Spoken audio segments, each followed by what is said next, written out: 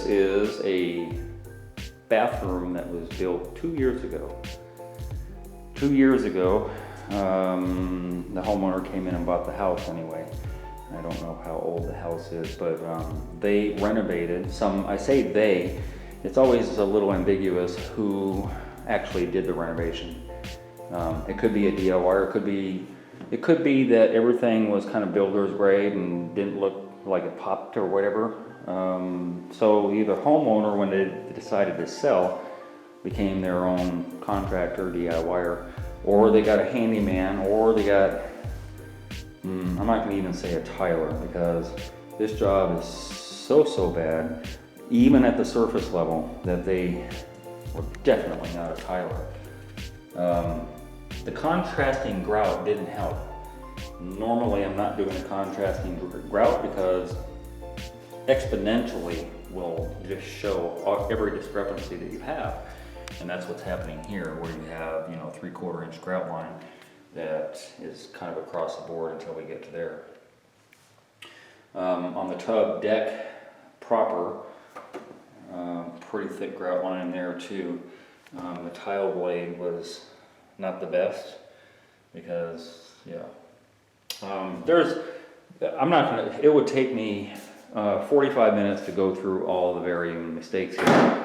I guess, but what the point I'm trying to make is, when you start looking at jobs like this over and over, where the cuts are done poorly, where the grout's done poorly, where everything is done poorly, it kind of shows me exactly what I need to know about who did this. It doesn't tell me who did it, but it's definitely done by either the homeowner or a handyman. Not even a tile guy, because I've been on bad jobs where the tile was just perfect, although in the shower everything failed. And so when I look at this, they got an 1/8 inch grout line here and 3/4 over here, and it's just throughout the whole floor. It tells me when they got a cut like this, because they didn't know how to do like a double compound type of cut. Not that that's the easiest thing in the world, but you have nothing but time. And this tile is cheap too. They could have actually even done an L cut like this, a little bit tighter to both ends over there. And look at, holy moly, how large that grout line is over there. Same as in this back corner over here. So there's just so many mistakes being made here on this entire floor that I already knew going forward, just offset grout lines and stuff. When I say it's a cheap tile, it's a glazed clay, and it's probably 80 cents. No undercut on the jam. It's probably 80 cents or just above that at Floor and Decor. Or actually at Home Depot. Home Depot sells some cruddy tile. But all of that stuff, including the knee wall, including the shower itself, tells me all I needed to know about why the shower leaked, because they didn't know what they were doing. They didn't know what they were doing whatsoever. You know why this thickness is going on? On the edge of here where it meets up to the jamb of the door. Do you know why that thickness is going on? I don't either. My take on it is that they put a backer board on top of the sheetrock, and now they're bumped out way much longer than they needed, or much wider than they needed to be. It's just a crazy, look, see these cuts, chips all over the place, which tells me they either rented a saw, or they possibly did it with a manual cutter that wasn't very good. And there's no finish to it. There's nothing here to cap it off. And it was cut. And you have a vaulted ceiling, so why would you cut the last tile anyway? It doesn't make any sense. This doesn't make any sense. Sliver cuts all the way down with an opposing grout color from the tile, which really makes it, and then a cut here. So this cut and that cut, if that's 4 inches, you got 5 inches, you could have just done one 5-inch cut here. Yeah. I don't even know how to explain this. The best way to explain it, their blades sucked. Well, actually, I don't know how to explain it, so I won't. This is a niche. This is a prefab niche that wasn't done right. And I don't know why it wasn't done right. Yeah, wow, look at this. Holy moly, you should never see, God, this is something I didn't even notice until I came on camera. Their hole looked like it was kind of cut out. I'm not sure how they cut it out because I see a bunch of nicks there too. Their hole was the same size as the discussion plate, where it should have been with the mud guard and not the plate.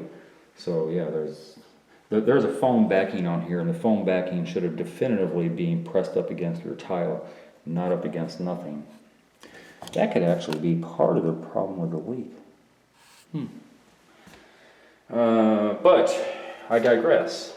Normally, from my years of experience going on showers and stuff like that, even if I do a dissection after the fact, holy moly, God, that's an inch and a quarter of grout.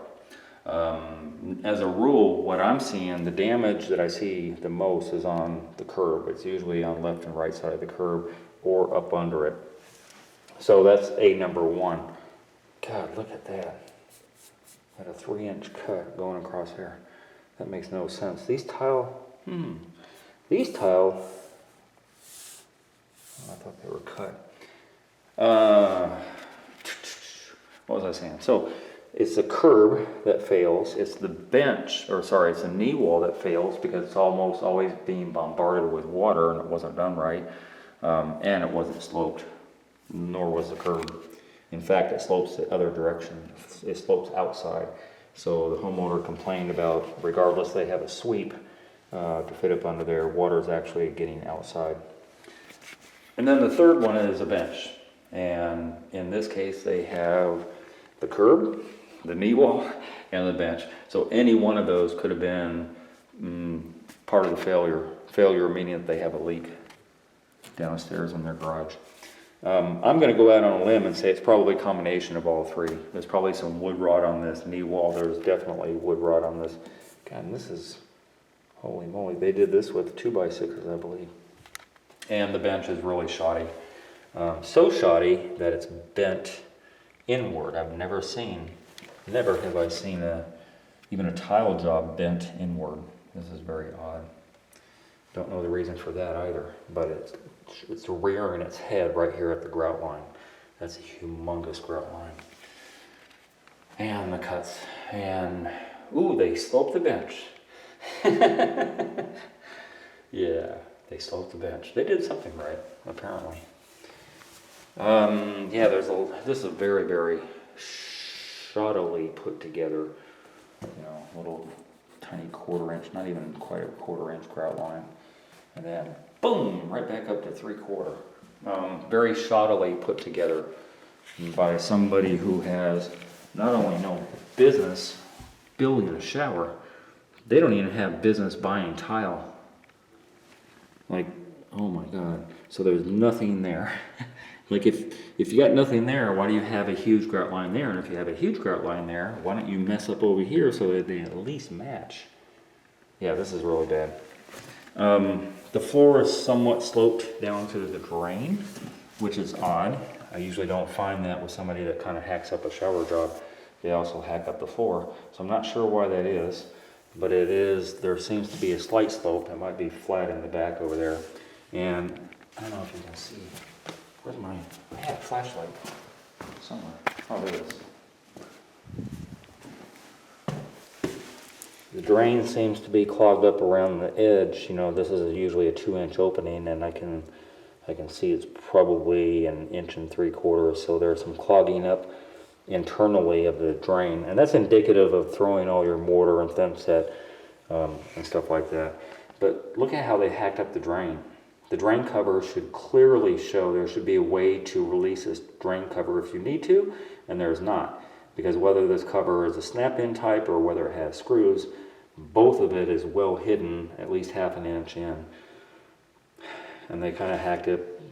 I usually have around my drain, I'll have each individual tile tapered off, so I have a positive water flow. And they did do that kind of haphazardly.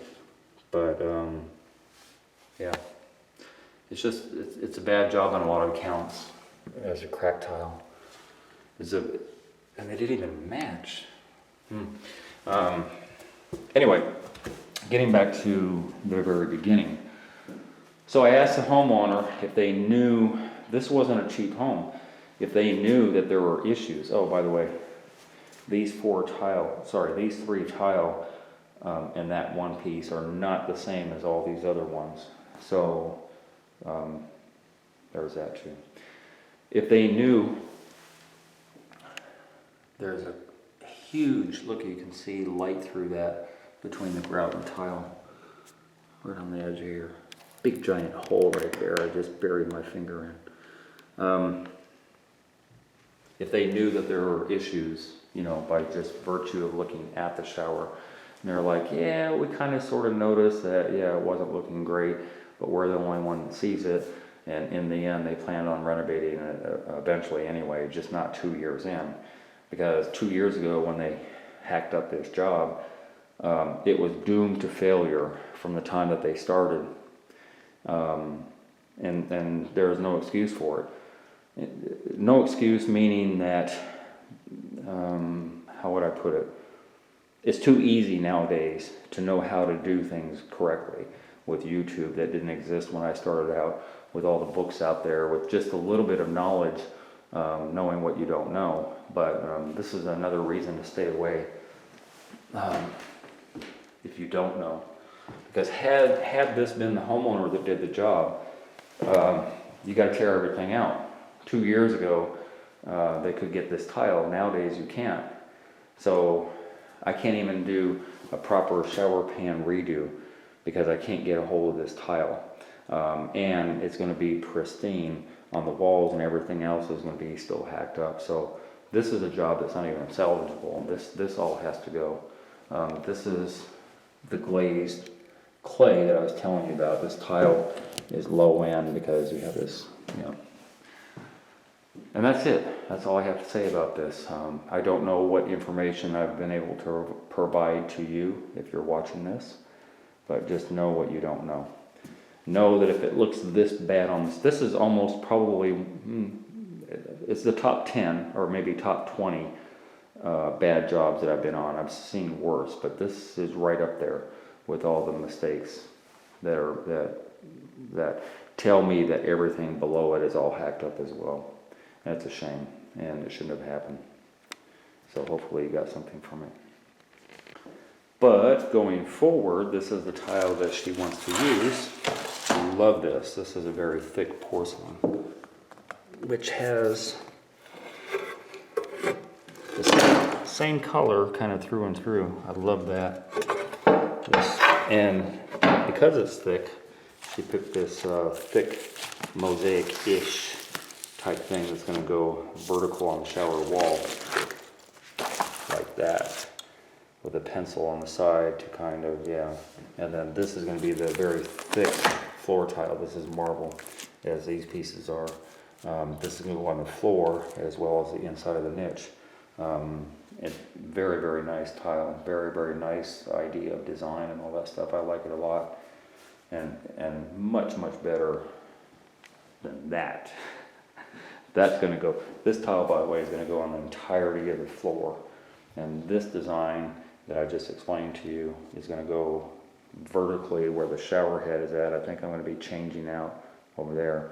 But it's going to go vertically where the shower head is at, encompass the shower head and the valve. And then there's going to be one large mosaic that encompasses about the size of this carpet that's going to be that same design.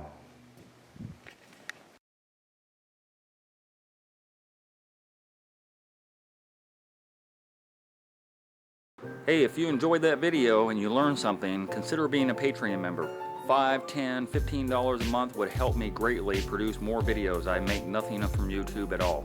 If you're gonna call me for advice, please donate $50 for 30 minutes. My link to my PayPal and my Patreon account is down below. And if you haven't already, hit the subscribe button and hit the bell so you get immediate notifications as soon as I post videos. And thank you very much for your support.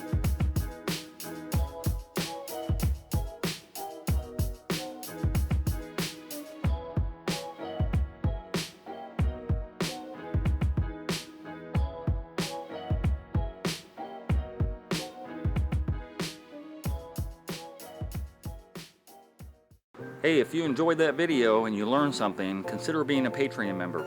$5, $10, $15 a month would help me greatly produce more videos. I make nothing from YouTube at all. If you're gonna call me for advice, please donate $50 for 30 minutes. My link to my PayPal and my Patreon account is down below. And if you haven't already, hit the subscribe button and hit the bell so you get immediate notifications as soon as I post videos. And thank you very much for your support.